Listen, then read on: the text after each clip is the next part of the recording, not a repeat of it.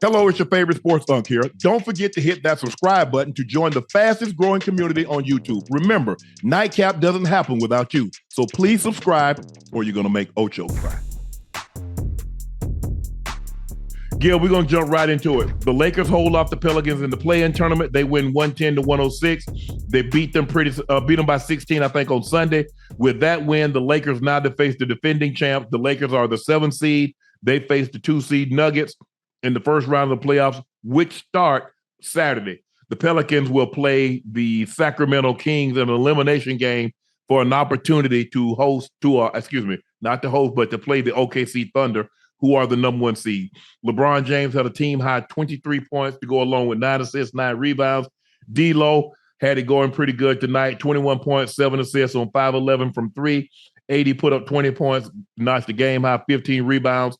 Zion Williamson, 40 points, but walked to the locker room late in the ball game with what Willie Green later described as left leg soreness.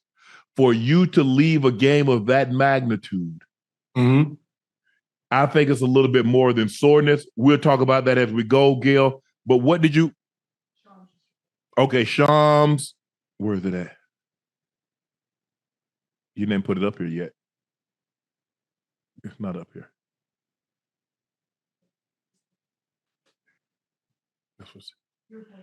Well, y'all got Shams on speed dial or something? Shams is reporting it's a left hamstring injury. Left hamstring injury. Like I said, Gail, you're not leaving a game of this magnitude with so much on the line with a little soreness. You're going to play through that because guess what? You win that ball game, you get Wednesday off, you get Thursday off, you get Friday off, and you have an opportunity to play Saturday. If you lose this game, guess what? You got to flip it around and play Thursday, and then you have to probably play again on Saturday if you were to win that game. So we knew something was seriously going on with Gail with that situation. Excuse me. Sean says it's believed that he suffered a left hamstring injury tonight. Test coming Wednesday. Zion and Brandon Ingram combined for 8 total minutes in the fourth quarter. It seems like B.I. was on a minutes restriction because, Gail, you remember he missed the previous 12 games with that left knee contusion. He played Sunday on a minutes restriction, played tonight on a minutes restriction. But what you saw tonight, the Lakers, they pull it out, jump out to a big lead, got a little reckless, got a little careless, ended up closing the ball game out late. What did you like about what you saw from the Lakers besides the win, and what did you dislike? D'Lo came out playing very well, right? He's jump started, that first half, right? He hit some big threes, to get the game going. And then from there, we played pretty solid. I'm not going to lie. There's a couple times where we do a lot of standing around, a bunch of plays that just doesn't make sense logistically, right? I remember AD bring the ball. LeBron is right next to him, right? Instead of giving LeBron the ball to do a pick and roll, he brings it up. They do some phantom stuff to give LeBron the ball to do the same pick and roll. Like, why we out here wasting energy like this? Yeah. From there, I did like Gabe. I'm going to call him by his real name. He deserved it. Yeah, he played good. He played well tonight. I'm not sure how he picks up girls being an NBA player because he's little. So I know that gets a little confusing sometimes. Lord have mercy. Yeah, no, I'm pretty sure he has to pull out some ID on that one. But for the most part, I think we played solid. Only 8 turnovers. Yeah, we can live very well. You can live with that, Gil. 8 turnovers. You got 7 blocks. You had 8 steals. You only had 8 turnovers. You forced 12 turnovers. So you could live with that. I just thought late in the shot clock, LeBron let him off the hook. Bro, why you holding the ball? You dribble the ball for 12 seconds, you hold it, and then you throw up a shot with like 3, 2, 6, or 3, 2, 1. Bro, especially because the offense had grown stagnant. So now let's get some type of action that we get somebody moving instead of just standing around. LeBron go to the pick and roll. He gets the switch. He throws the hand up. They throw it to him. And now he's at the top of the key. Everybody's standing around. What you going to do, LeBron? You're going to make a move. You're going to drive. You're going to drive and kick. What are you looking for? I just thought there was a lot of that, especially the last 5 minutes of the ball game, Gil. I thought there was too much of that going on. Yeah. It seemed like we were just trying to give the game away. Yeah. It became a basket for basket at the end. There was too much hope, the last 2 minutes. We just made more plays, at the end. But, my thing with a team like Pelicans, why would you have a player on minute restriction? Either you play him or you don't. Mm-hmm. Right? Because if you lose this game, you have another game. Right? So don't put minute restrictions, lose this, then minute restrictions the next game too. Right. You know what I mean? So either you should have went all out to win this game or see you Thursday anyway. I just don't like the whole idea of minute restrictions because that means you're not following the game in real time. That means you're clock watching. And if you're clock watching, if he's playing well, you're going to take him out at the wrong time, which always usually happens, right? So I didn't like that idea. And hopefully Denver does that in the first round because, Murray's on minute restriction. Murray on no minute restriction. I know. I'm just wishful thinking. No, I need Jokic on a minute restriction. Hey, Murray is fine, but if we get Jokic playing somewhere around 25 to 30 minutes a night, I'll be okay with that. Yeah, I agree. I thought, but LeBron seemed tired tonight because I saw him miss like 3 or 4 layups, Gil. I'm talking about point blank. I'm talking about I could have made those. Yeah. But it seemed like his legs, he played a lot of minutes the other night. And then to come back, he played 41 minutes tonight is nice because at one point, Gil, he was 5 of 9. He ended up 6 of 20. I think he missed like 9 shots in a row. Yeah, he did miss some easy around the rim buckets. It happens, right? Especially with someone like him. He gets to the gym 1-2 o'clock and he's preparing for the game. So he's really on his feet and doing a lot of active work.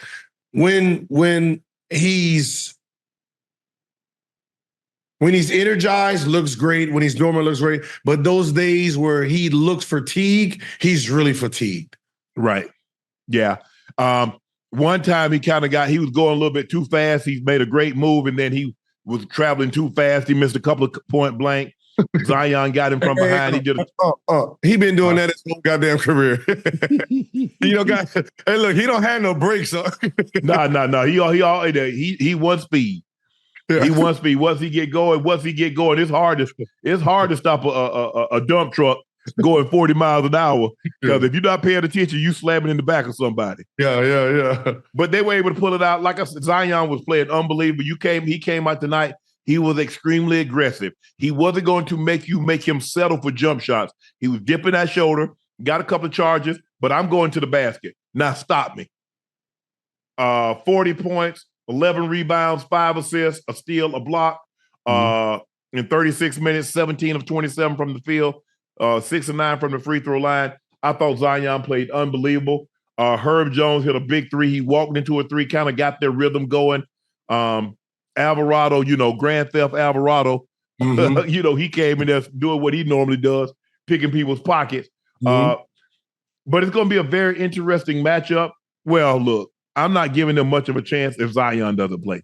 If Zion doesn't play, I'm not picking them to beat Sacramento. I'm sorry. And that's, I don't want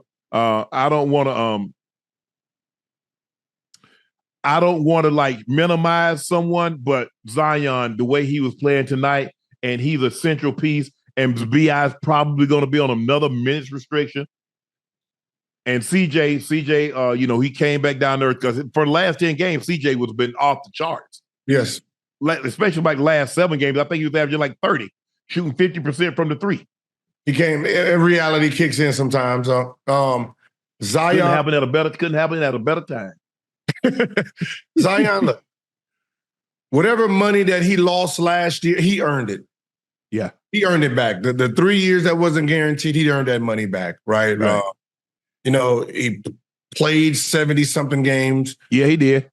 He came towards the end. He was playing great basketball. So I know they're hopeful going into the summer, going into next year. So, them getting to the playoffs or not is really not important to them right now. The fact that you finally have a healthy Zion going into the summer. Right. I don't know how this hamstring is. Hopefully it's not too serious where he's not missing big chunks of time in the summer. So I'm very, very proud of the guy. And, I can't wait to see what he does next year. But for them as a group, I mean, they can just let it go. Right. So because they won this ball game, the Lakers are the seventh seed. They played the 2 seed, which is the defending champs, the Denver Nuggets. Last year against the Lakers, Nikola Jokic averaged 28 points, 14 and a half rebounds, 12 assists on 51% shooting from the floor, 47% from the three, hence sweep.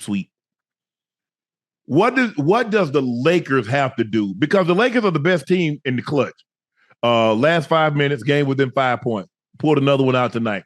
Them and the Mavericks had the best records in the NBA. So we know the Lakers know how to win close ball games, although you couldn't probably tell from last year because they had a couple of situations where the Nuggets just out-executed them, put them in the pick and roll, dribble drive, handoff with Jokic and Murray took the game over. If he didn't take it over, Jokic took it over. So what do the Lakers need to do? Because you're not going to stop him, but you got to slow him down. You can't let him have 28, 15, and 12. It's not last year, but, the confidence is on Denver's side, of course. Yes. We are a great last 5-minute teams against everybody but Denver. But the Nuggets. But the Nuggets, right? Way they play the game, we know between the two stars, they are making every single play, right? Either Murray's making a play for himself or others, or Jokic is making a play for himself or others. So in the last 5 minutes, those two guys are generating everything that's going on. If it's a close game, the Lakers have to understand that there's two guys only. They're going to play the 2-man game, and we have to figure out how to control it. And on offense, we don't need no defense inside the game, right? Taurean Prince, I'm sorry, not right now, right? Not right now. Put Rui in, put Reeves in, have D'Lo.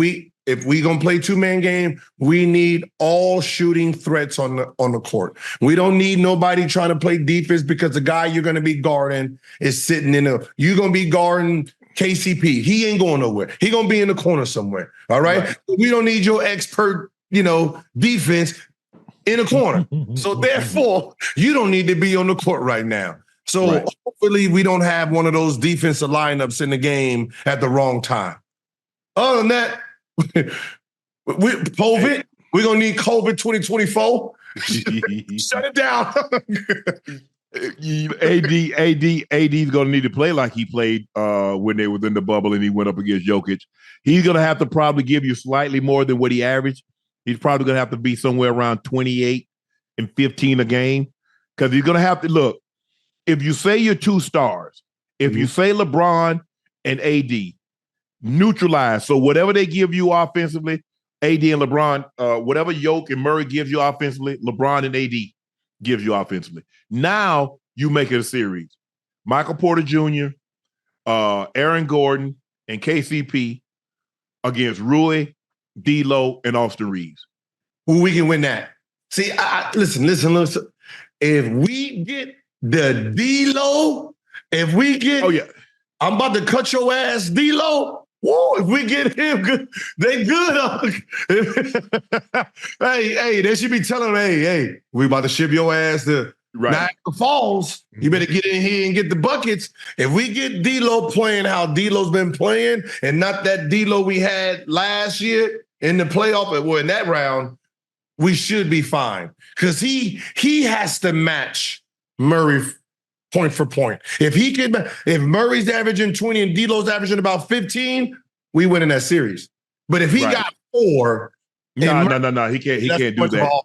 No, he can't do that. They come off the bench, Reggie Jackson. So our bench is gonna have to and Bron, those are your energy guys. Those are you guys, when you're at home, the crowd get behind you.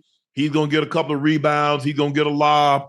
Reggie Jackson, man, he plays good in big games. Gil, he does. You know what? I'm gonna just say, listen, we just got to put some Detroit Piston signs out there, because for some reason, just put the Detroit Piston signs out there, and hopefully he reverts back. But this is like my last week of rooting for my Lakers. Unfortunately, I got not beating the Nuggets. I got hit with what is that called? We had to pull teams out of a hat. Yeah, I think it was rigged, because they gave me the 2 teams that I don't like. Right, I got Doc in Milwaukee. So you done the first round. Yeah, and then I have the Clippers. So I got to root for the Clippers.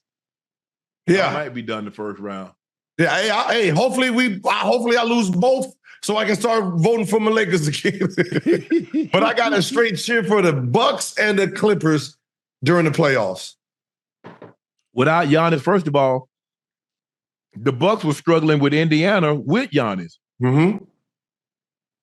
Because that's not a good matchup. Indiana's looking to push the pace. Brook Lopez ain't keeping up. Porter's not keeping up. And so that's not a good matchup for them. We have a poll up right now. Gail, do the Lakers have a chance against the Nuggets? Lakers in 7, 46%. Gentlemen sweep, 31%. Sweep, 13%. Nuggets in 7, 10%. So we got a lot of Laker fans here because they say the Lakers are going to take it in 7. Woo! Oh. Hey, look, I got a couple more days, because once the playoffs start, I'm a Flipper fan.